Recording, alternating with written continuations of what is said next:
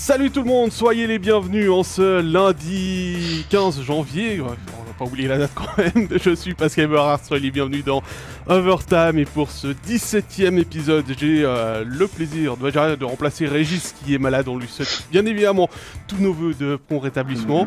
Et puis je suis en compagnie de Jean-Philippe Presselwenger. Salut Jean-Philippe. Salut Pascal, salut tout le monde. Et depuis la régie en train de s'éclaircir la voix pour qu'on l'entende bien. Salut Stéphane Rochette. Salut les boys. Et puis bien C'est la évidemment, période des petits rhumes. on salue toutes les personnes qui ont déjà écrit dans le chat comme Lionel Richard, Orlan, Anto ou Georges Horry. N'hésitez pas à laisser vos commentaires, vos questions sur l'actualité du dernier week-end de National League. On va se faire un plaisir d'essayer de vous y répondre au maximum durant cette heure d'émission. On vous rappelle que, bien évidemment, vous pourrez retrouver la rediffusion sur Facebook, YouTube, en vidéo dans l'après-midi, en version audio sur Spotify, SoundCloud et Apple Podcast. Et ce soir sur MySports 1, avec une petite attention à faire, ce sera 20h20 parce que juste avant, il y aura le Inside Plus consacré à Peter Forsberg et Mark Crawford qu'on a réunis dans le vestiaire des ZSC Lions pour parler de leurs meilleurs souvenirs de la conquête de la Coupe Stanley en 1996 avec l'Avalanche du Colorado. Voilà, je crois que j'ai tout dit. On commence par quoi, Jean-Philippe ? Bon, on commence quoi ? On fait Est-Ouest ou bien on fait quoi ? On commence par Genève. On va commencer au bout du lac dont il faut taire le nom parce que sinon ça va gueuler au milieu. Genève, 2 défaites, 3-0 à domicile contre Zug, et puis 4-0 avec une défense expérimentale à Bienne, et puis le retour de Robert Mayer entre les poteaux. Alors évidemment, est-ce qu'on se fait du souci ? Ben oui, on se fait du souci un petit peu pour Genève, même s'il reste beaucoup de matchs. Vatanen était malade, Onka était malade à Bienne aussi. Il y a eu Carrère encore qui s'est blessé en Champions Hockey League, touché au haut du corps. Il est day-to-day, mais il n'a pas joué non plus ni contre Zug ni contre Bienne. Et puis Genève est en panne de 1, ça fait 120 minutes qu'on ne marque pas du côté genevois. Et puis il y a des grosses échéances qui arrivent. La demi-finale, retour de Champions Hockey League que vous pourrez suivre en direct sur MySports mardi contre Lukko Rauma, qui se jouera en Finlande. Et puis un back-to-back contre l'équipe qui flambe actuellement, Fribourg-Gotteron, dans un duel roman qui va être très très chaud. Mais Stéphane, toi, comment tu vois cette panne offensive quoi ? C'est quand même inquiétant, il n'y a plus tant de ces matchs là qui restent. Ben, Genève, évidemment. Bon, voilà, on parlait justement, nous, ce matin, dans notre séance, en disant priorité, est-ce que les joueurs ne mettent pas trop d'efforts sur la Champions League? Est-ce qu'on ne brade pas le championnat? Moi, je ne crois pas à ça. Je pense que la Champions League est devenue vraiment très, très importante, évidemment, parce que tant qu'être rendu là, autant y aller jusqu'au bout, puis c'est un titre de champion d'Europe. On peut accorder la valeur qu'on veut à ça. C'est quand même intéressant. Et moi, je pense qu'en championnat, il y a quand même urgence. Là. Finir top 6, c'est super important parce que si tu finis 7-8, oui, tu as 2 chances quand même de faire les playoffs, mais c'est des matchs en plus, c'est des risques de blessures, etc. Donc, Genève doit vraiment mettre l'ouvrage sur le métier là, pour finir top 6. C'est une équipe qui a alterné le bon et le moins bon. Hein? Moi, je pense que la potentiel est là, mais certains soirs, on dirait qu'il y a une certaine suffisance dans leur jeu. On pense à Artikainen, par exemple, qui, de temps en temps, très souvent, a l'air éteint. C'est pas le même gars que l'année passée. Il y en a plusieurs qui se présentent, qui ne se présentent pas, etc. Cette équipe-là n'est pas très constante. Avec le nouveau gardien, le Kinora, on a senti du mieux. C'était vraiment un problème qu'on a réglé parce que nos gardiens ne faisaient pas le job, surtout Robert Mayer. Et avec Olkinora, il a été excellent. Hein? Donc, ça a été probablement le meilleur move de Gauchi cette année. Et là, étonnamment, est-ce qu'on peut discuter de la titularisation de Robert Mayer samedi? Par exemple, oui, il ne marque pas pendant 2 matchs. Donc, si tu ne marques pas de but, ton gardien, il faut qu'il soit parfait pour faire au moins un point. Mais samedi, on s'entend que Robert Mayer a repris là où il avait laissé avant sa petite blessure. Ouais. On a frôlé la catastrophe encore.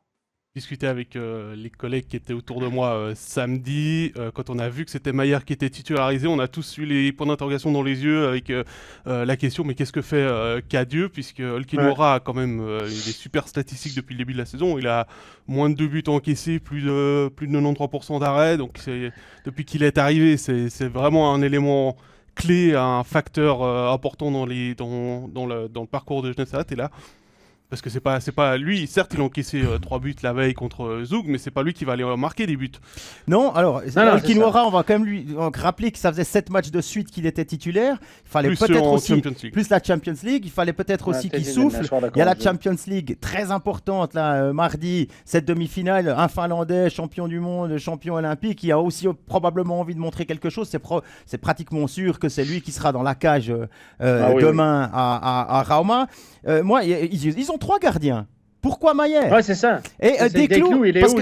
C'est ça. Desclous, il est où? Il est blessé? Non, il est surnuméraire. Voilà. Il est surnuméraire. Il était dans la loge l'autre jour, vendredi, à Genève, lorsqu'ils ont joué contre Zug. Gauthier Desclous, il a des meilleurs stats que Robert Maier cette saison. Robert Maier, c'est 2,51 buts, 90,17% d'arrêt. Et puis, non, ça c'est 2,51, 90, ça c'est Gauthier. Et puis Maier, c'est plus de 3, presque 3 buts et demi. Et puis c'est 87,8% d'arrêt. Donc, et pourtant, ils ont la même défense devant. On peut dire, oui, c'est difficile pour Maier, etc. Parce que la défense à Bienne, il y avait 2 jeunes joueurs. Alors oui, Quentin Delma et puis Baptiste Voardot qui jouaient leur premier match de National League. Et en face, il y avait Forster qui jouait son 1150e. Alors c'est une jolie petite histoire, mais enfin... Pourquoi pas Desclous? Alors ça, j'imagine que c'est une question qui devra se poser. Est-ce qu'on a simplement décidé que le 1 c'est Olkinuora, le 2 c'est Maier et le 3 c'est Desclous pour des raisons qui nous échappent, mais évidemment on n'est pas dans les vestiaires, Steph. On peut pas, ou bien on n'est pas à l'entraînement des gardiens. Voilà, donc il y a des trucs qu'on maîtrise probablement pas, mais Desclous, je trouve que cette année, il est correct. C'est pas le meilleur du Desclous qu'on a vu, mais il était correct. Il a fait son job sur l'ensemble des matchs qu'il a joués. Il y avait un match à Cloton où ça avait été un petit peu compliqué pour lui. Mais honnêtement, pour moi, il n'y a pas photo. Robert Maier, cette année, c'est une catastrophe. Alors, Robert Maier a beaucoup de talent. Il a été excellent en play-off. Il a eu des bons moments dans sa carrière. Mais on sait qu'il a alterné le bon, le très bon et le pire. Il y a beaucoup d'écart dans les performances de Maier. Et cette année, on a l'impression qu'il est vraiment au plus bas de sa carrière, après avoir été étincelant en play-off, puis une pièce maîtresse du championnat. Donc, mais il ne joue pas bien, il n'est pas en confiance. Il a été blessé, petite commotion, on ne l'a pas trop su. Oui, c'est ça. Tout à coup, il met devant. Moi, je ne comprends pas. Moi, je ne comprends pas qu'on ne vienne pas avec Desclous. Voilà. Puis, il n'inspire pas la confiance. Si nous, on le voit, les joueurs ne sont pas stupides, hein, les gars. Ils le voient aussi. Quand tu le vois, le premier shoot du match, tu étais là, Jean-Philippe. C'est clair. Ouais. Petite déviation, il se lance de côté, il se met sur le côté. Au premier tiers, on s'est posé en studio la question, et toi, dans ton commentaire, tu l'as dit aussi. On dit, il fait quoi? C'était tout sauf rassurant pour la jeune défensive devant lui. Donc, à l'extérieur, en plus, je ne sais pas. Honnêtement, je n'arrive pas à comprendre. Alors ça, c'est un côté des choses. Et je ne suis pas persuadé qu'il y ait... Je veux dire, le but de Rayala, le 4e, tu peux pas lui mettre sur le dos. Le 3e, la déviation de Haas, c'est pas une erreur de Maier. Sur les 2 premiers, il y a une fois où il se retourne peut-être de manière, il perd un peu le puck des yeux, c'est un peu compliqué. Mais de là à lui dire que c'est sa faute, non. Mais c'est l'attitude. Je suis d'accord qu'il est pas rassurant. C'est pas un Berra, c'est pas un gars costaud, satérique, qui bouge pas beaucoup, mais qui est toujours là.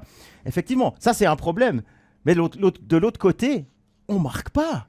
On marque pas. Et tu regardes Artikainen, c'est 9 matchs sans marquer, c'est 7 buts dont 6 en powerplay. Le premier à 5 contre 5, il a marqué contre Davos au tout début de saison.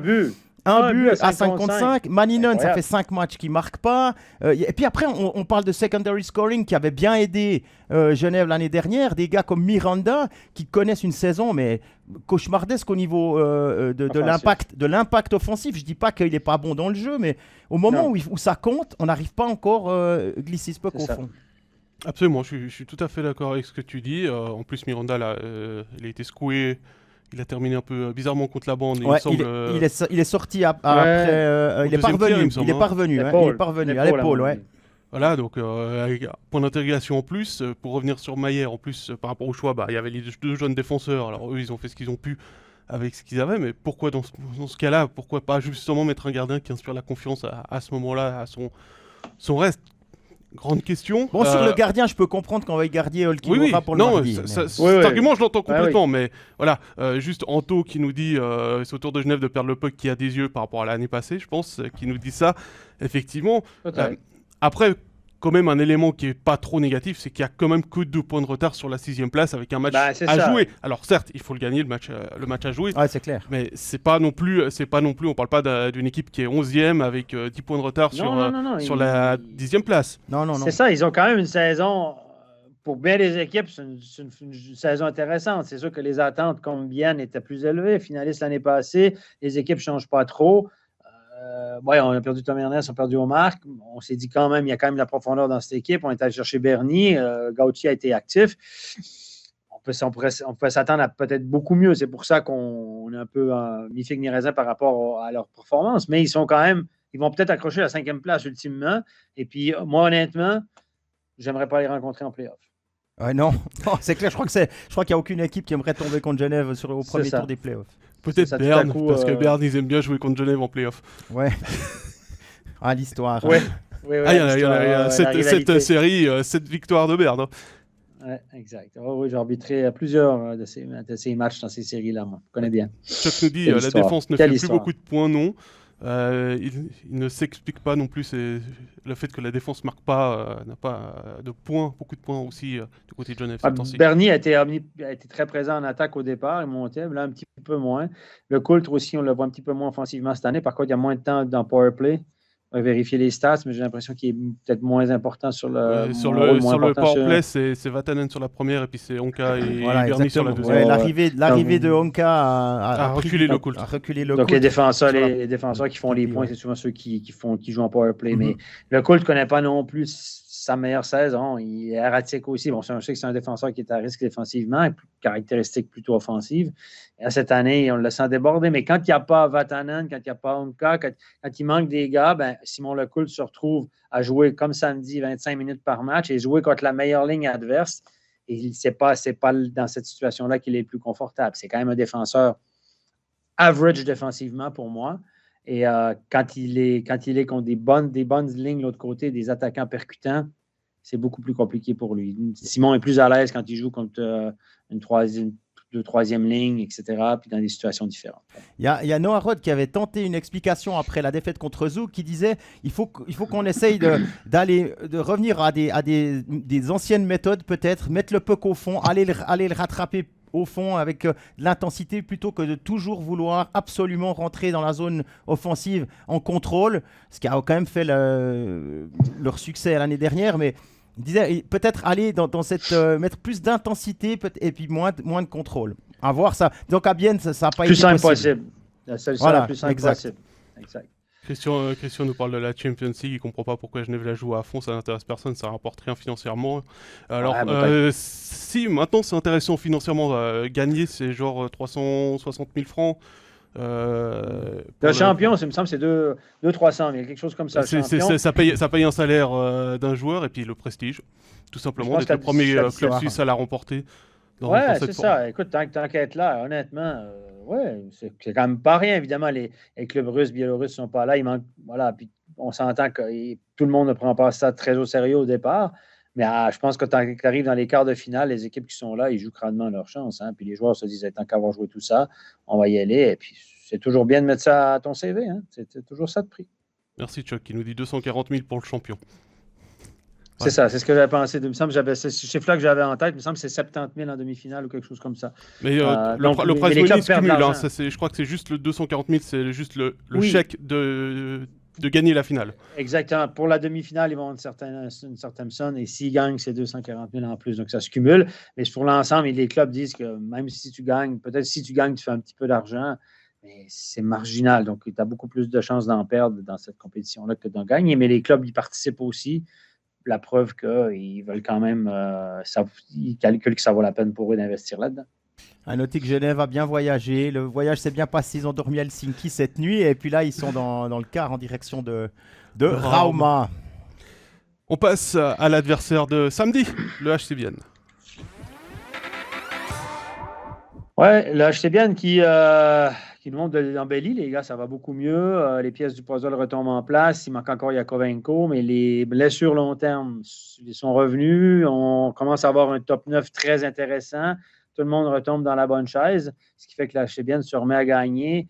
Marque des buts, trouve des solutions. Moi, ce week-end, évidemment, s'il y avait deux matchs très importants pour dans l'optique là, des play-in ou du top 6 éventuellement. Pour moi, le top 6, c'est compliqué, mais ils doivent gagner leur confrontation directe contre leurs adversaires directs. Vendredi, c'était à Lugano. On a suivi le match du coin de l'œil, mais on nous dit qu'ils auraient mérité beaucoup mieux que ça. Ils ont joué un bon match. D'ailleurs, l'entraîneur nous l'a dit en avant-match, en entrevue. C'est Jean-Philippe qui a fait cette entrevue. Il nous a dit que son équipe avait disputé un bon match. Malheureusement, ils se sont inclinés au tir au but face à Lugano. Lugano qui ne fait pas trop mal, hein, mine de rien, malgré le nombre de blessés. Et puis samedi, victoire convaincante, on vient d'en parler, contre Genève Servette à la maison, 4-0. Satéry, bien sûr, a été très bon. On a parlé de Maillard qui était un peu, qui ne donnait pas confiance. Et au premier tiers, Genève a eu 4-5 chances A1, catégorie A1, comme le bœuf, là, 3A. Et,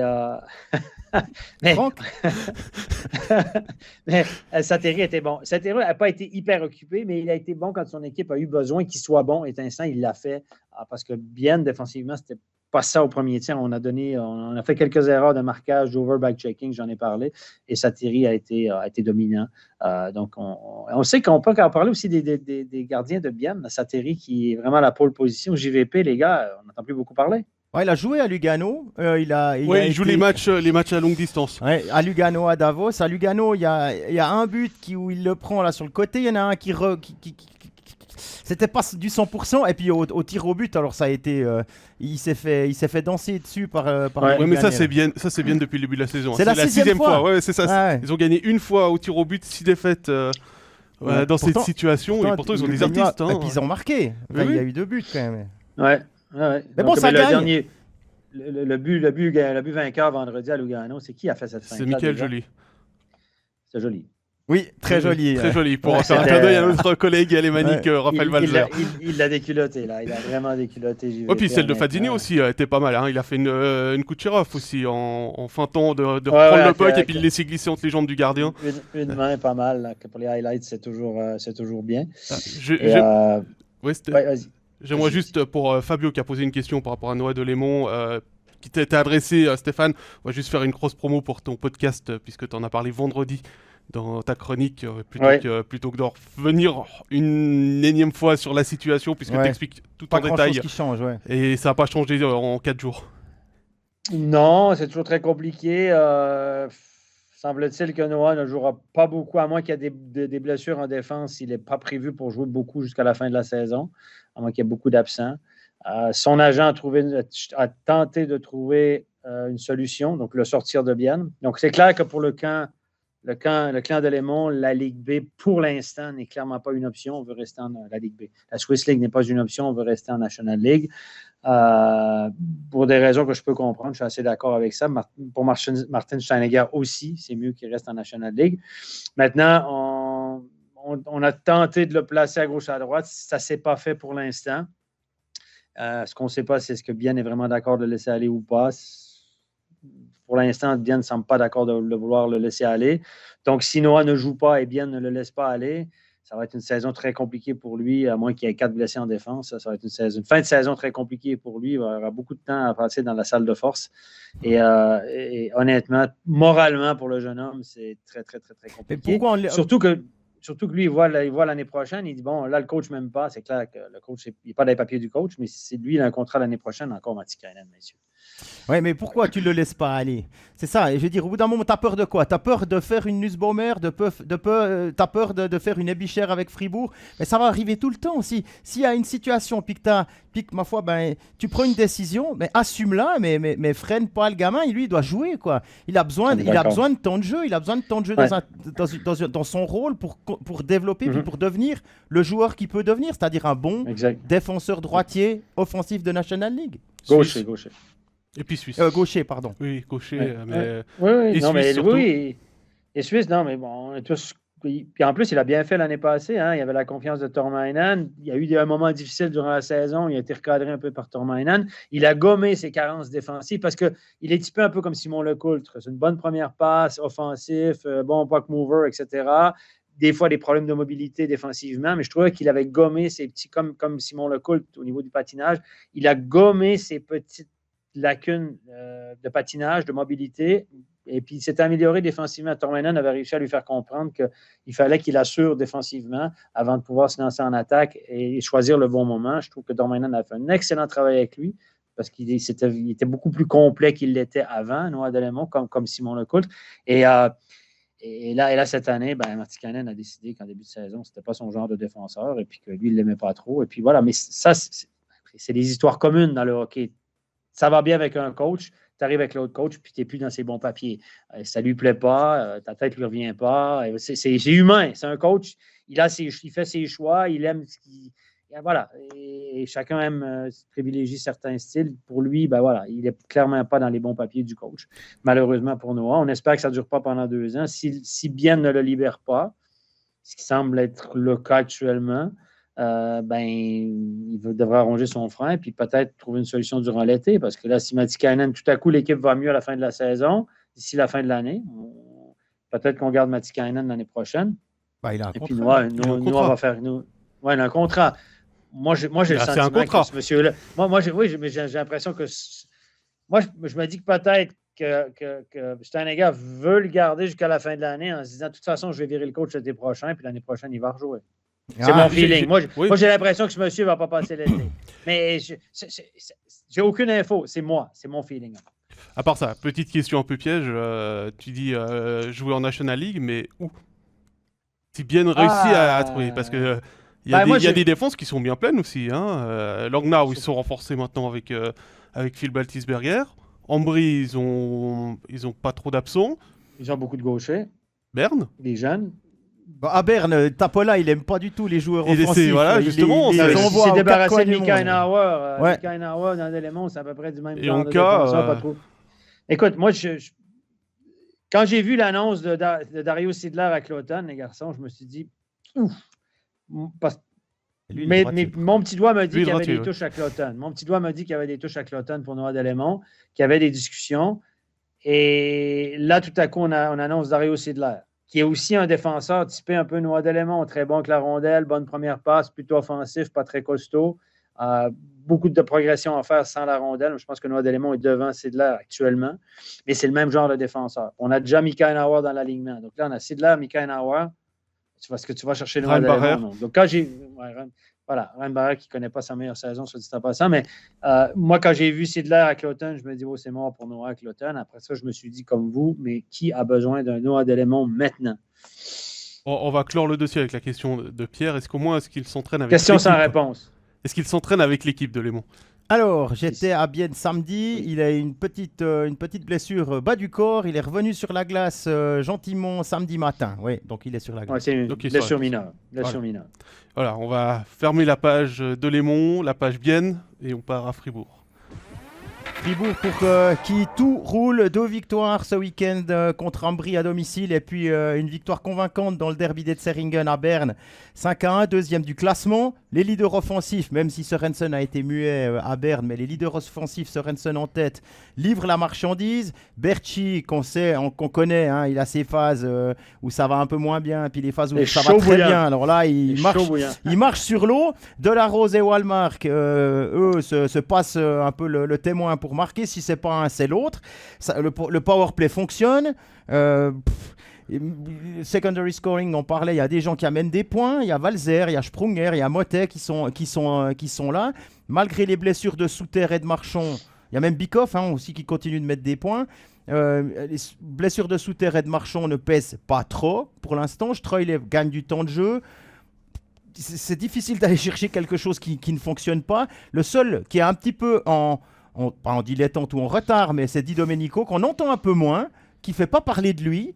Qui fait son job, il est à 10 matchs sans marquer, il a 5 assists en 10 matchs, c'est tout. Pour l'instant, c'est peut-être pas maintenant qu'on l'attend vraiment. Et puis, qu'est-ce qui peut empêcher Fribourg de vivre une bonne fin de saison? Probablement, à mon sens, ils ont appris de ce qui s'était passé la saison passée. Ça a été quand même une sacrée désillusion.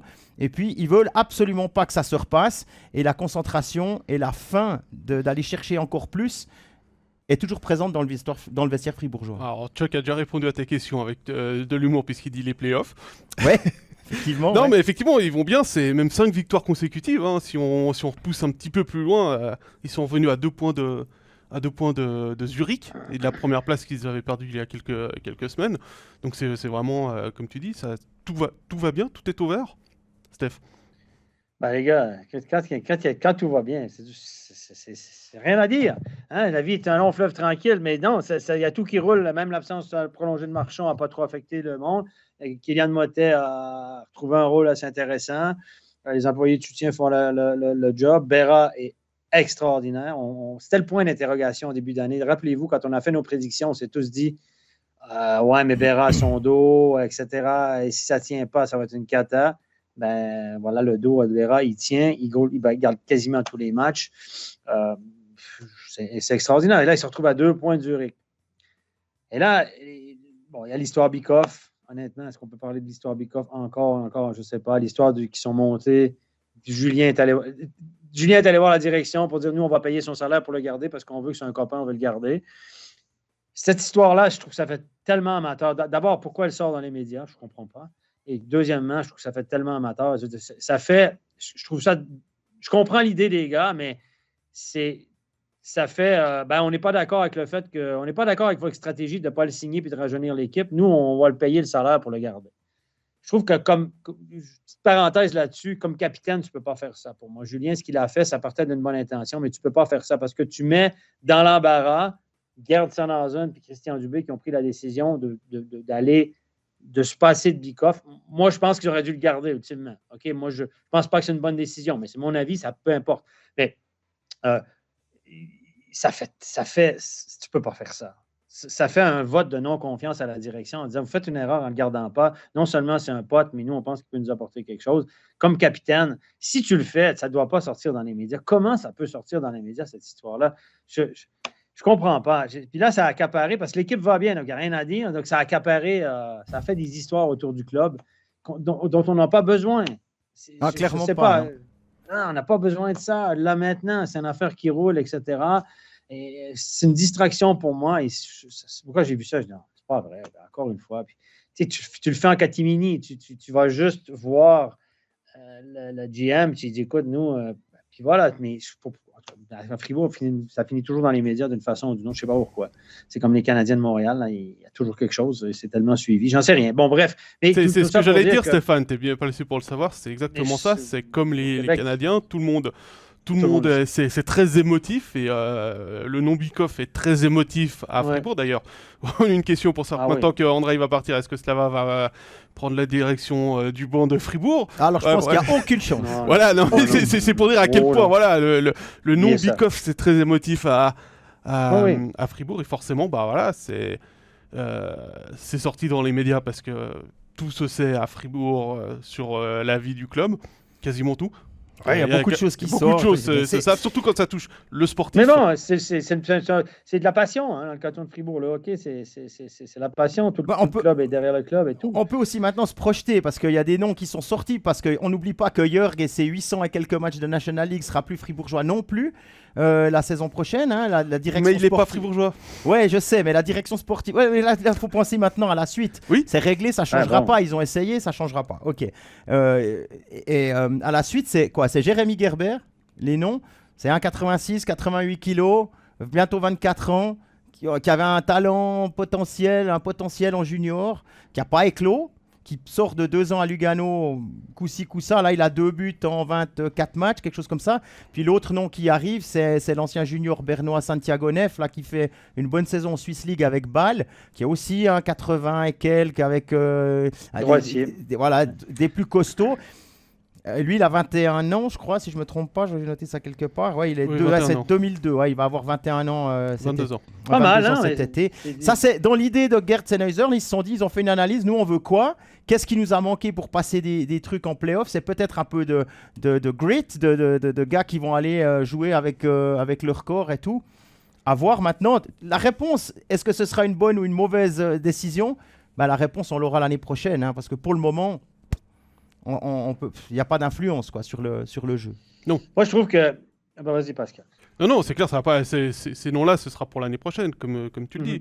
Et je suis d'accord avec... J'ai vu passer un commentaire qui disait pour maintenant, pour Fribourg gagner un titre pour Bikoff gagner un titre à Fribourg, c'est maintenant ou jamais. Il ne faut pas les écarter non plus la fenêtre, elle est là, en play-off. Voilà, c'est... oui, l'historique de Fribourg en play-off, il n'est pas reluisant. Mais ça Ouais, veut mais pas à un dire moment que donné, cette année, ça va être la même chose. Rappelez-vous, non, il y a 2 clairement ans, ils ont pas. quand même battu Lausanne dans faut des tourner les circonstances qui choses, étaient évidemment. compliquées en quart de finale. Les gens ont beaucoup de peine à y croire, évidemment, mais écoute, ils sont à 2 points de Zurich quand même. À un moment donné, tu dois quand même dire la réalité en face. Cette équipe-là va drôlement bien, la chimie est là, tu as des gars qui performent, tu as un gardien dominant, etc. Tout est en place pour que cette équipe-là, une fois ou l'autre, fasse une run intéressante en playoff. Mais moi, ce qui me dérange dans l'histoire de Bikov, c'est que la fenêtre, elle est là. Je pense que la fenêtre, elle est là tant que Berra sera là, puis que Diaz aura encore des jambes. Je trouve qu'il a un peu de ralenti, mais Gunderson, une année de plus. On veut garder le noyau cette année. Julien est encore limite l'année prochaine. Je pense qu'on a une fenêtre de une année ou deux. Bikov, on parle de cette sacrée profondeur qu'il n'y a pas à Fribourg. Bikov peut te l'apporter, cette profondeur. Les gars l'aiment bien dans le vestiaire. Il peut jouer sur une 2, il peut jouer sur un powerplay, il peut jouer à 4 contre 5, il peut jouer sur une 4, puis il peut être 14e attaquant dans les gradins, puis il va l'accepter. Donc, quand tu parles de profondeur, je ne sais pas pourquoi on ne le garde pas. Qu'on aille chercher des jeunes, OK, mais on est en train de reconstruire gentiment avec des jeunes, je comprends, mais si tu vas aller au titre, ce n'est pas le temps de reconstruire. Va te chercher des vétérans sur la 4 qui vont être solides en play-off. Les jeunes en play-off, là, ça va être leur premier play-off de leur vie ou à peu près. La première saison en National League, pas pour Gerber, mais peut-être pour Neff. Ils vont t'apporter quoi en play-off? C'est pas des joueurs, c'est des joueurs qui sont prêts pour la prochaine étape de Fribourg, qui sera une reconstruction, l'après-Berra, etc. Alors, je comprends l'idée d'aller chercher des jeunes, mais si ta fenêtre, c'est de gagner cette année ou l'année prochaine, c'est pas un bon move pour moi. Steph, je pose la question à toi et à Pascal, mais là tu dis, ok, on a une fenêtre cette année, l'année prochaine. Donc c'est quoi? C'est all-in? Tu vas chercher pour les playoffs cette saison, avant la deadline de février, un gardien étranger, puis un nouvel attaquant. Clairement. Pour être sûr. Parce que si tu as Sorensen qui pète, il faut avoir quelqu'un. Et puis si Berra a un petit souci physique ou est un petit peu malade et puis qu'il faut faire jouer Rueger dans un match 6 de quart de finale, ça va être compliqué. Mais, même si pour son âge, c'est un bon gardien. Hein. Il a du potentiel, il continue de se développer, mais il n'a pas les épaules, quoi. Pour répondre simplement à ta question, oui, il faut faire all-in, il faut aller chercher un gardien étranger. D'ailleurs, Christian nous l'avait dit dans un podcast de chercher et puis un gardien étranger. C'est les polices d'assurance qu'il faut aller chercher. Bien sûr. Les polices d'assurance, tu n'as pas le choix parce qu'il s'arrive un pépin, on sait qu'en play-off, il se lève malade un matin, ça te prend quelqu'un pour. Zurich est dans la même situation que Roubaix. Il n'y a pas de deuxième gardien valable en sens qui est une assurance tout risque. Peut-être que Zurich va aller chercher un gardien étranger pour les playoffs. Je pense que oui. Ou peut-être qu'il y aura une licence B quelque part qui va sortir du chapeau, j'en sais rien. Mais moi, je pense que Christian Dubé nous l'avait dit. Moi, j'étais là un lundi avec lui, etc. Puis il a dit oui, je sens qu'on a quelque chose à jouer. Lui, il tape du pied depuis le début de la saison pour avoir un peu plus d'argent. Tu sais, je veux dire, rembourser les prêts COVID, c'est super important, bravo. C'est extraordinaire. Sauf qu'à un moment donné, tu dois investir si tu veux. Tu dois à un moment donné prendre des risques. Tu dois jouer un peu plus gros pour aller chercher le titre. Si tu vas chercher le titre, ça va te rapporter tellement plus que ça t'investit. Puis pour une fin de saison, un étranger, si tu lui donnes 50 000, il vient pour 2 mois, 1 mois et demi, 2 mois, il vient honnêtement facile. Même il y en a qui viendraient pour moins que ça. Et puis des étrangers aussi. Donc ça ne te coûte pas si cher que ça. Mais je pense qu'ils n'ont pas le choix. On le dit, tu le dis, Jean-Philippe, très bien souvent. Ils n'ont pas la profondeur de Zurich. Ça, c'est clair. Il faut aller la chercher. Puis je pense que la fenêtre, elle est là. Si on ne reconnaît pas ça, quand est-ce qu'on va le faire? Si on ne le fait pas maintenant, on va le faire quand? Bon, après, est-ce que tu vois, le fait d'avoir une profondeur moindre, ça facilite aussi peut-être la gestion du groupe. Et il y a moins de choses à gérer et on peut plus se concentrer sur le système. Tout d'un coup, je ne dis pas que c'est impossible d'aller au titre avec 14 attaquants ou 13 attaquants. C'est possible. Tout peut tomber en place. Évidemment, mais l'année passée, on se souvient, on a été chercher Rask. Quand Sorensen s'est blessé au début de l'année, on était chercher Rask. On a tourné toute l'année avec un étranger de plus. Et puis, il n'y a personne qui était content. Ça n'a pas été terrible. Kokkanen n'était pas content, machin. Par ailleurs, il va venir en Suisse, Kokkanen. Oui, mais ce ne sera pas en Fribourg. C'était un tout bon joueur, mais ça n'a pas fité. Il n'était pas content, etc. Bon, voilà. Donc, cette année, on n'a pas refait la même erreur. Mais là, les joueurs doivent comprendre que quand tu veux aller chercher un titre, ça te prend des solutions. Il faut qu'il y ait des gars qui vont peut-être prendre ta place un soir ou si tu n'es pas en forme, tu as une petite douleur, donne ta place ce soir-là, laisse ta place à un gars qui est en forme pour le bénéfice de l'équipe. Même si toi, tu veux jouer et être sur la glace pour les playoffs, puis être la star, puis marquer le but gagnant, il y a certains soirs où tu as un petit malaise, tu dis, là, ce soir, coach, je n'aiderai pas l'équipe à 100%, mets quelqu'un à ma place, puis à la fin, tu vas lever le trophée la même chose. Donc, il faut que tu mettes ton orgueil de côté, il faut que tu acceptes que pour gagner un titre, il y a beaucoup de bons joueurs dans l'équipe. Souviens-toi, hein, à Zoug, ils étaient allés chercher Abdelkader là pour. Oui, ça a bien année. fonctionné. Après, c'est Lugano qui allait le chercher. Genève s'en souvient, hein, je pense. Surtout Temernes. Ouais, surtout Temernes. Mais oui, absolument. C'est ça. Tu dois mettre ton orgueil de côté, ta fierté, parce qu'histoire l'année passée, cet étranger, il y a des gars qui étaient vexés de laisser leur place, t'es pas content, la fierté. Je suis pas venu ici pour être dans les gradins, puis on peut le comprendre. Mais quand tu arrives dans le stretch à la fin, si tu veux gagner un titre, il faut que tu acceptes de mettre ton orgueil de côté. Puis si Kiki Motet n'est pas content un soir parce que tout à coup, il y a un étranger qui prend sa place, Kiki n'est pas content. Puis c'est comme ça. Je prends Kiki, mais c'est un autre. Ouais, je crois en parlant de Motet, je crois qu'il a quand même bien géré le moment où il a été surnuméraire et 13e attaquant, loin du powerplay, pour revenir. Enfin, il a fait un travail. Je pense que lui, il arrive encore à gérer ça. Alors, pour répondre à Orlan qui pose la question sur la date limite pour les joueurs étrangers, c'est le 15 février. Autour, le 31 janvier, Vladis, c'est pour les joueurs suisses. Voilà. Donc, les gars, d'ici, je pense qu'il y aura des mouvements d'ici 2 semaines. Là, accrochez-vous, il y aura des mouvements, il y aura des trucs de joueurs, il y aura des licences B qui vont signer, mais ça, on ne le sait pas toujours. Par contre, ceux qui ont les accès dans le système de la Ligue, ils peuvent aller le voir. Donc, il y a des. Voilà, peu importe. Simon, il nous parle que c'est les défenses et les gardiens qui gagnent des titres. C'est juste. Et le fantôme de Stecher plane toujours à Saint-Léonard. Alors. Je pense que ce puck qui rebondit, ceux qui étaient là, ceux qui l'ont vu, en train de détruire son micro. Il l'oublie jamais, ça c'est certain. Hein. Le fantôme de Stecher a renversé le micro de Steph. Tout va bien, Fribourg. Grosse échéance ce week-end, back-to-back avec Genève-Servette. Ouais, ça va être costaud. Ouais. C'est des matchs beaucoup plus importants pour Genève que pour Fribourg.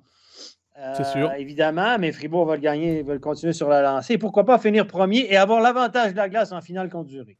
Ah, on va le noter. Quel jour on est ? 15 du 1, 15 janvier.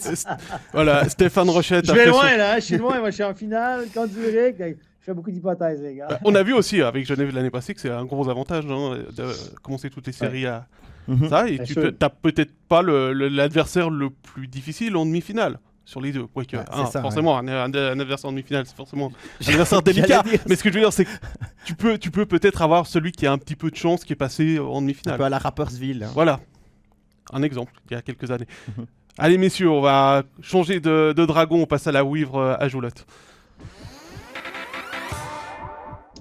Du côté de la joie, dans cette saison, encore une fois, un peu difficile, décevante, c'est une belle victoire vendredi. C'est 2 victoires dans les 3 derniers matchs.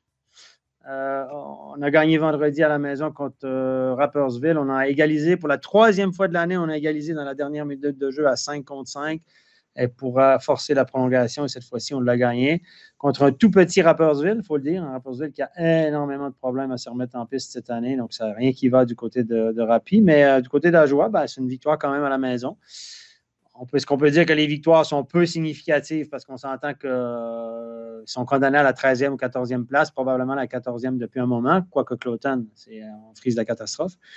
Mais du côté de la joie, on prend tous les moments de réjouissance, tous les bons moments, on les prend. Ça peut redonner confiance à cette équipe qui joue finalement pas si mal que ça. Elle est souvent très proche, mais il manque toujours un petit quelque chose. Il faut vraiment que les astres soient alignés. Donc, ils avaient quand même gagné, rappelez-vous, un match convaincant à la maison contre Langnau 5-1. C'était notre match studio, ça c'était intéressant. Défaite ensuite. Et puis, victoire contre Rapi à la maison. Honnêtement, des fois, je ne sais plus quoi dire avec ce HCA Joie. J'ai l'impression qu'on cherche le positif où il y en a. Il y en a, Steph. Il y en a. Donc, il y a un certain... Odette. Voilà, Daniel Odette. Daniel Odette qui a repris le cas de top scorer à lui, à Hazen. Et puis, il est à 10 points en 4 matchs. Daniel Odette... Quand on l'avait vu arriver à Lausanne, on s'était dit avec son passé AHL, on se dit un petit joueur vigousse, vif, avec des bonnes mains, bonne vision du jeu, etc. Ok, ça n'avait pas cliqué, mais pas du tout avec Lausanne. On s'était dit ok, il va pouvoir se relancer du côté d'Ajoie, nouvel environnement, un entraîneur assez différent, etc. Et finalement, on voit que maintenant, enfin, après beaucoup de temps à se mettre en place, etc., et ça, je parle pour toute l'équipe, pas seulement pour Daniel Odette, eh bien, ça clique, ça marche. Beaucoup d'assists, plus un fabricant de jeu qu'un sniper, mais ça fonctionne. Moi, ce que je dirais, Stéphane, à Joie, tu l'as dit, ils vont pas terminer plus haut que la 13e place, mais ils doivent la viser, cette 13e place. Ils ont 4 matchs de retard sur Cloton. Ils ont 7 points de retard sur Cloton. Ils peuvent aller chercher cette 13e place contre Cloton, parce que Cloton, actuellement, c'est vide. Au niveau du jeu, au niveau de... Il y a tout. Il y a tout au niveau de Cloton qui va pas. Donc, Ajoie doit aller chercher cet avantage de la glace. Ils doivent se mettre ça comme objectif. C'est clair que c'est pas ce week-end, ça va être facile parce que c'est 2 fois Zoug. Ouais. Oui, effectivement. Voilà, mais il y a encore des matchs à aller chercher, il y a encore des points à aller chercher, et grappiller des points comme ils le font contre Rapperswil, comme ils l'ont fait contre Langnau, c'est des points importants pour Ajoie. Donc c'est clair que c'est difficile de trouver du positif quand le club est dernier du classement. Mais c'est ça. Effectivement, Daniel Odette qui va bien. Mais moi, je vais aller à Cloton maintenant. Je me dis, les gars, ça va. Cloton n'est pas mieux qu'Ajoie. C'est un différentiel pire que celui qu'il y a d'Ajoie au niveau du différentiel de buts marqués, buts encaissés. Je pense qu'ils sont moins 43, puis Ajoie est moins 40.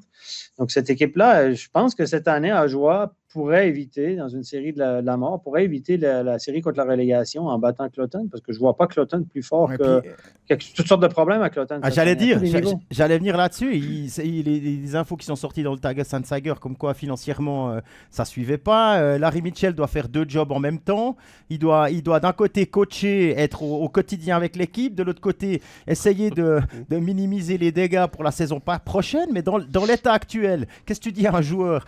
Écoute, viens chez nous, on va peut-être se sauver. C'est pas terrible comme perspective. Donc, on l'a vu l'année passée avec Ajoie quand ils cherchaient des renforts en fin de saison et qu'ils avaient beaucoup de retard et que c'était compliqué justement d'avoir des renforts qui viennent. Et puis le truc, c'est qu'on se souvient que Larry Mitchell, c'est le directeur sportif qui a dû prendre la place de Fleming qui a été dégagé. Et il y a quelqu'un dans le club qui avait très bien réussi à gérer son équipe. Mais c'est Tomlinson. Tomlinson, il est encore dans l'encadrement de Cloton. Comme conseiller. Mais malheureusement pour Cloton, parce que je pense que ça aurait été, et j'imagine que la solution a été évoquée avec lui, qu'il revienne de manière intérimaire à la fin de la saison à la bande, parce que c'était un gars, je le comparais humainement un peu à Tormenon. Un petit peu. Pas parce que les deux ont dû arrêter en raison de santé, mais simplement dans la gestion des personnes, le relationnel. C'est un gars qui a un feeling pour ça. Alors évidemment, il connaît aussi bien tout ce qui est technique, etc. Mais et Tomlinson, avec l'équipe de Cloton qu'il avait, a réussi à vraiment faire des choses au-dessus des attentes.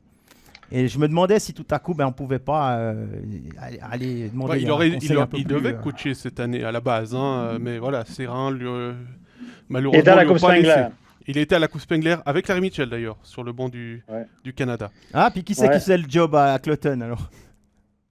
Ils ont mis le répondeur, ils ont le répondeur en donnant les nouvelles. Nos bureaux sont fermés jusqu'au 2 janvier. Il y avait là dit qu'il pose une question concernant le HCA qui prête des joueurs au HCC. Ça c'est intéressant comme question. Qui c'est qui s'y colle? Parce que je vois que tu as marqué Colère au HCC. Oui, Colère au HCC, mais de manière définitive, il est transféré. Il est transféré, ouais. Transféré. Soyons honnêtes, au début de l'année, la direction de Ajoie avait décidé de ne pas faire d'affaires avec la Chaux-de-Fonds, d'envoyer aucun joueur en licence B à la Chaux-de-Fonds, au cas où on se retrouverait en promotion-légation contre le HCC. Ce qui me semble assez logique. On ne va pas renforcer un adversaire qui pourrait venir nous couler en fin d'année. C'est totalement logique. On a reçu la confirmation que Chaux-de-Fonds ne pouvait pas techniquement monter à cause de cette patinoire. De cette vieille patinoire de ce hangar très froid. Et qui a subi des dégâts cet été avec la tempête qui a frappé le HCC. Exactement, il est temps qu'on investisse un petit peu dans le matériel du côté. Donc là, la sanction est tombée et tout à coup, Ajoie prête volontiers des joueurs à HCC, va renforcer le HCC parce que je pense que Kohler et Maka en Swiss League auront un impact dans le jeu. Et Bastien Pouilly, pour éventuellement aider le HCC à battre Holton en finale de Swiss League, les garçons, peut-être. Et si le HCC battait Holton de Gary Sheehan en finale, il n'y aurait pas de série de promotion-légation puisque Chaux-de-Fonds ne peut pas monter. Exactement. Donc, stratégie ou tactique déloyale, selon vous? Moi, je sais pas, il y a aussi peut-être un aspect financier là derrière. Tu prêtes des joueurs, il y a une partie en argent qui revient et qui est probablement pas négligeable sur les 3 joueurs que tu as envoyés là-bas. Pour répondre à ta question, Steph, moi je dirais un peu des deux. Stratégie, tu l'as très bien expliqué parce que si tu peux éviter de te retrouver en barrage parce qu'il n'y a pas de barrage puisque le champion de Swiss League ne peut pas monter, c'est stratégique. Et puis c'est ça. C'était quoi? C'était mauvaise foi ou un truc comme ça que tu disais? Bah oui, aussi, forcément. Le plus simple. Pratique déloyale. Pratique déloyale. Bien sûr que c'est un petit peu déloyal pour Holton et pour Viège qui veut le monter. Bon, le plus simple. Viège, ils sont vraiment très très mal pris. Je serais extrêmement surpris qu'ils arrivent en finale. Mais enfin, il faudrait déjà qu'ils soient 8e. Ça se joue à peu de choses. Viège. C'est compliqué parce que sur le papier, c'est une jolie équipe. Et puis l'autre chose, c'est le plus simple pour Ajoie, c'est de battre Cloton. Absolument. Puis comme ça, tu te poses même pas la question de savoir si chaud de fond ou pas. C'est ça, c'est ce que je disais. Mais il faut jouer sur les deux tableaux. Absolument, c'est une police d'assurance. Exactement. Moi, je pense qu'ils ont une carte à jouer contre Cloton. Quand je vois ce Cloton jouer à chaque fois, je me dis c'est catastrophique. Défensivement, l'organisation, les étrangers ne fonctionnent pas.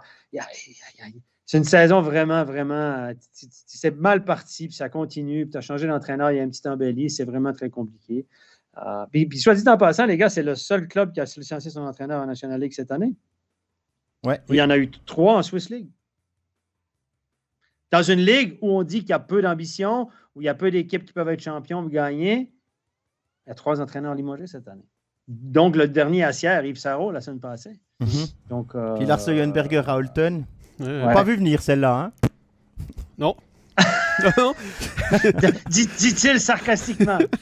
C'est de l'ironie, hein? Un peu. Bien sûr que c'est de l'ironie. Quand on engage Gary Sheehan, on se dit, bon, un head coach de métier qui t'engage comme assistant, je ne sais pas si ça n'a pas duré très longtemps. Ça a été la relation. Ça n'a pas duré très longtemps, la collaboration entre les deux. Oui, bon, il faut aussi dire qu'avec Leuenberger, ils avaient, je ne sais plus combien, 14 points d'avance ou 15 points d'avance, jusqu'à 15 points d'avance, puis ils en avaient 24 de retard. Donc, non, il y a eu 24, ils en avaient 9 de retard, donc il y avait 24 points de perdus sur les adversaires directs. Je pense qu'au bout d'un moment, si ça ne marche pas, ça ne marche pas. Bien sûr. Voilà, je pense qu'on va clore le dossier HCA. On a répondu à la question de Vladi par rapport au prêt au HCC et il nous reste Lausanne à discuter.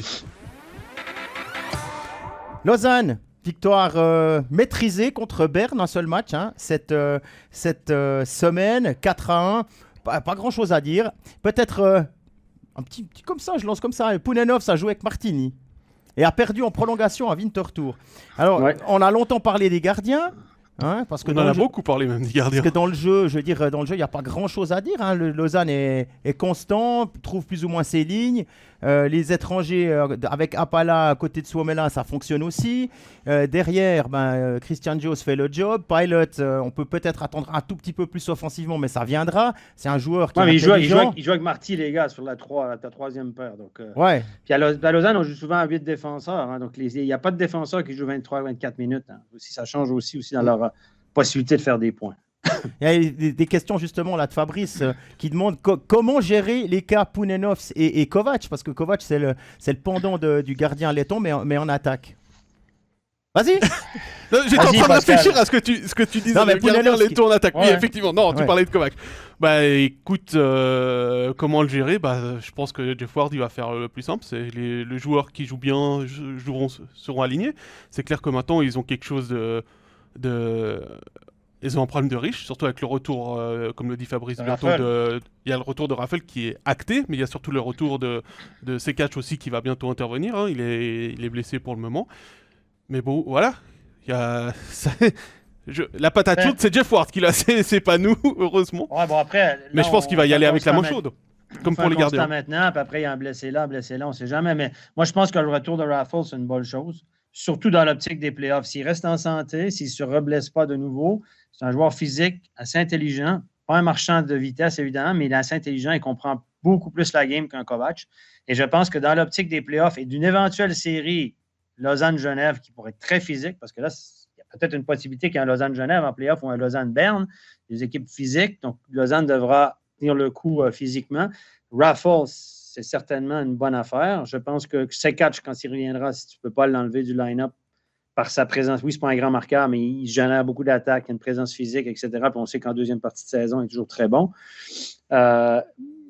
Kovacs, les gars, si Apala est en santé, Solomaki est incontournable pour l'entraîneur visiblement depuis le début de l'année. Il joue bon hockey, c'est un gars qui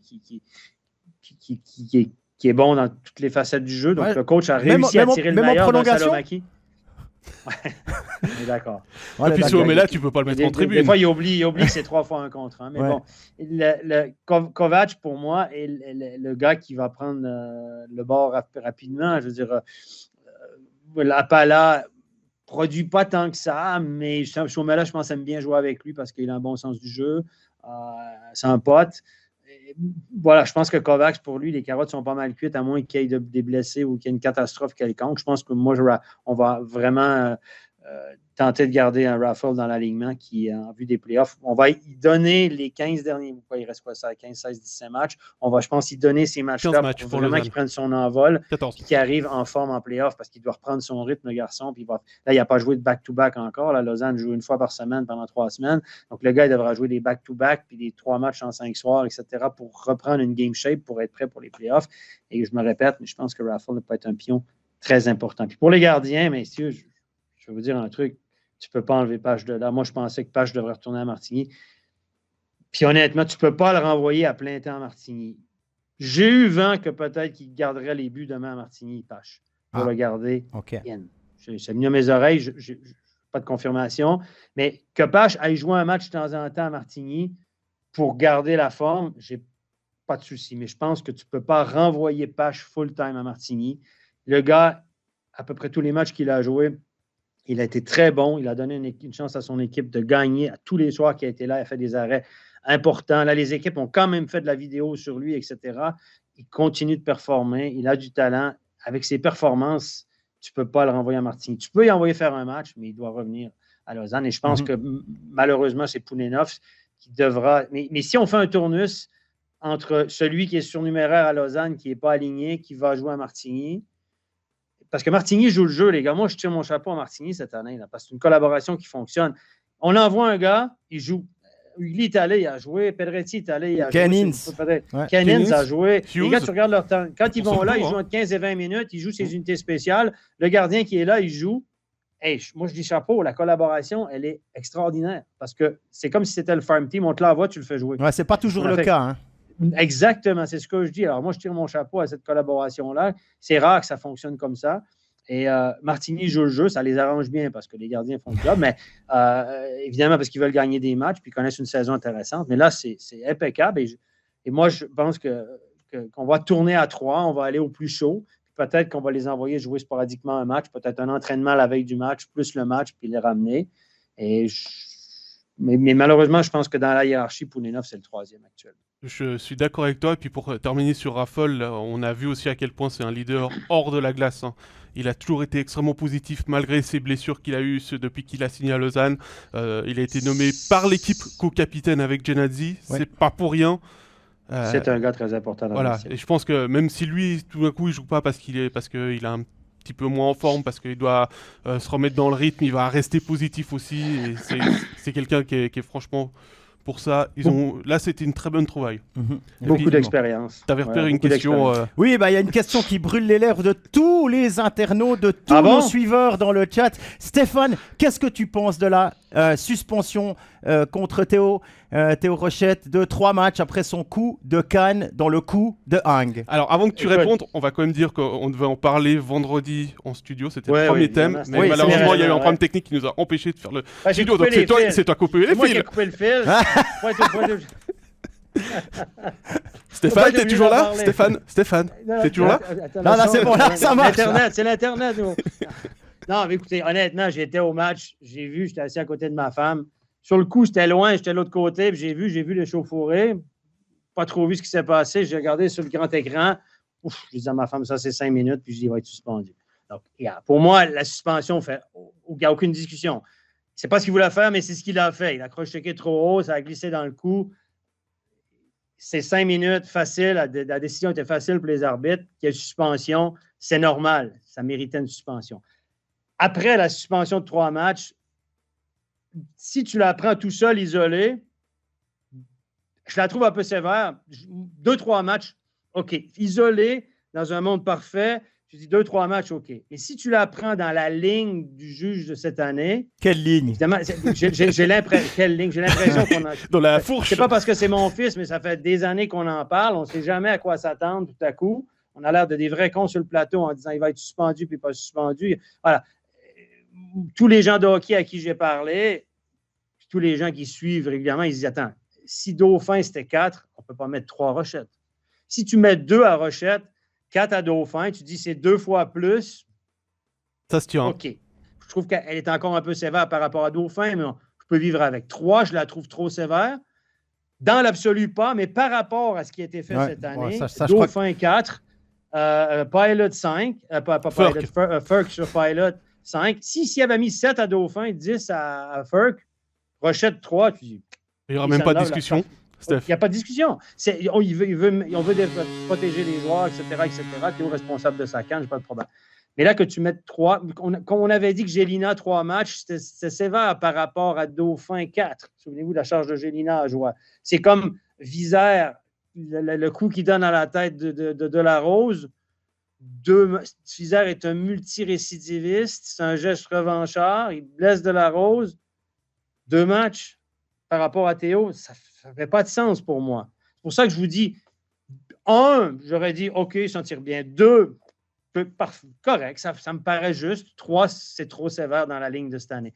Mais là, je parle de mon fils, mais ça fait 20 fois qu'on parle de ça, 30 fois, 40 fois qu'on se parle de ça depuis qu'on a MySports, depuis 5 ans. Il n'y a pas de ligne. Il y a eu, dans le rapport, il n'y a aucun élément à décharge. Ferk, on a dit, Pilot n'a pas été blessé, c'est correct. L'assassinat, la tentative d'assassinat de Dauphin, l'action kamikaze, pour reprendre les paroles, ce que le juge a écrit. L'action kamikaze, mais finalement, l'autre n'a pas été blessé, il n'est pas mort. Donc, c'est bon, 4 matchs. Mais dans le cas Théo, il n'a pas tenu compte que Hank n'a pas été blessé, a même redonné un coup de poing par la suite. Il y a eu discussion entre les 2 hommes. Bref. Bon, je dois juste préciser quelque chose dans le rapport d'arbitre et c'est noté que le joueur a compris que c'est pas quelque chose qu'il fallait faire, qu'il s'était excusé, que voilà, il avait compris que ça allait pas dans le bon sens. Et donc ça c'est quand même dedans et ça a quand même joué en sa faveur. Il a été voir Hank près des vestiaires. Donc c'est-à-dire qu'il méritait 4 Ouais, ça joue en sa faveur. Écoute, le PSO dit c'est bras tendu, cross-check direct, donc il touche pas l'équipement, cross-check direct à la tête ou au cou. Voilà, donc c'est catégorie 2, puis après c'est le juge qui décide. Il a 2, 3, 4 à dispo, 5 ce serait catégorie 3. Donc 2, 3, 4, 2, comme on disait, on peut vivre avec. 3, il a coupé la poire en 2, il s'est dit ok, comme ça je fâche personne. Il n'a pas osé mettre 4, il ne pouvait pas mettre 4 avec ce qu'il a mis à Dauphin. Non, mais enfin. Jean-Jory dit avec un gros clin d'œil, fils d'arbitre, c'est ta charge. Ouais. Non, mais voilà, écoute, Théo, c'est la première fois de sa vie qu'il a 5 minutes de pénalité dans un match, puis encore moins, c'est la première fois qu'il est suspendu, évidemment. Il était tout mal après. Il dit, c'est vrai que ça paraît pas bien. Et lui, il me dit, moi, j'aurais dû, évidemment, il aurait dû crocheter vers le bas ou aller avec ses mains. Je veux dire, Hank donne un crochet du gauche, et puis c'est 2 minutes. On sait que si tu vas avec les gants, c'est moins grave qu'avec la canne, évidemment. Voilà, il cross-check par en bas sur les mains au lieu de vers le haut, parce que tu as vers le haut, ça peut aller tout à coup, si le joueur bouge, ce qui est arrivé, ça fait comme ça, effleurer l'équipement, peu importe. Hank a dit, c'est bon, j'ai pas eu mal, j'ai eu sa protection, t'en fais pas, ils ont discuté le bout de gras les deux. Théo était vraiment, il n'y a personne qui est content de ce genre de geste. Après le match, il était un peu mal avec ça, évidemment, puis il s'est dit, voilà, c'est fait, qu'est-ce que tu veux que je fasse? Bon, il a trouvé sévère le 3 matchs, il s'attendait plutôt à 1 ou 2, mais c'est comme ça, on paye pour apprendre, et puis c'est comme ça, les gars. Mais merci pour ta franchise, en tout cas. C'est bien de pouvoir discuter comme ça. Moi, c'est toujours d'en mettre en relief avec d'autres. C'est ce qu'on fait toujours sur le plateau, que ce soit Pierre Jean-Jacques. Puis là, je trouve que dans le relief avec Dauphin. Alors là, sur le plateau, maintenant, je me suis dit, est-ce qu'on pourrait pas en parler quand on va analyser les charges? On va analyser selon le barème terre-mer, le barème Rochette, qui vient de la terre, le barème de la terre, et le barème de la mer, qui est le barème de Dauphin. Donc, le barème terre-mer. Donc, sur le barème Rochette, ça vaut tant. Sur le barème Dauphin, ça vaut tant. On va être obligé de compenser. Tu vas tanguer entre les deux. Merci, Steph, pour cette analyse. Merci à tous. Il y a du hockey demain avec la CHL. Mercredi, vendredi, samedi, dimanche. Soyez au rendez-vous. Le programme sur les réseaux sociaux. Prochain Overtime dans une semaine. Lundi 22 janvier. Excellente semaine à tous. Excellente fin de journée. Bye bye. Ciao. Bye bye.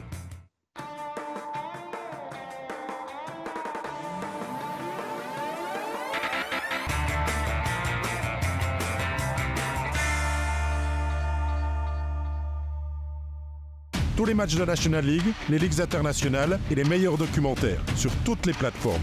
Abonne-toi. MySports, c'est le hockey.